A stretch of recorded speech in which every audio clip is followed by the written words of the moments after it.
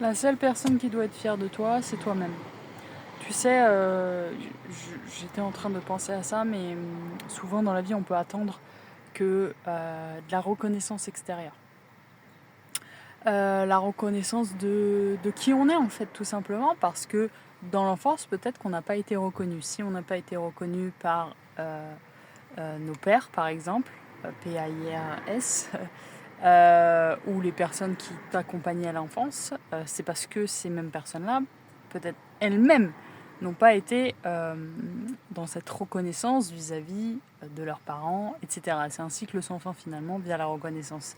Et donc, toute ta vie, tu peux chercher la reconnaissance à l'extérieur, à être dépendant du regard de l'autre sur ton travail, ce que tu fais, qui tu es, à attendre finalement qu'on te valide à travers aussi relié à la blessure de l'abandon aussi, et de la validation de soi.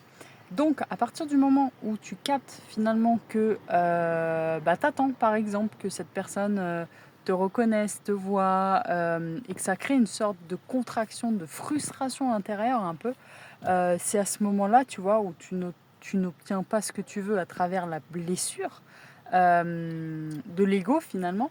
C'est à ce moment-là, intérieurement, que tu dois te donner toi-même cet amour, cette reconnaissance de je te vois moi en fait. Moi je te vois à ce moment-là.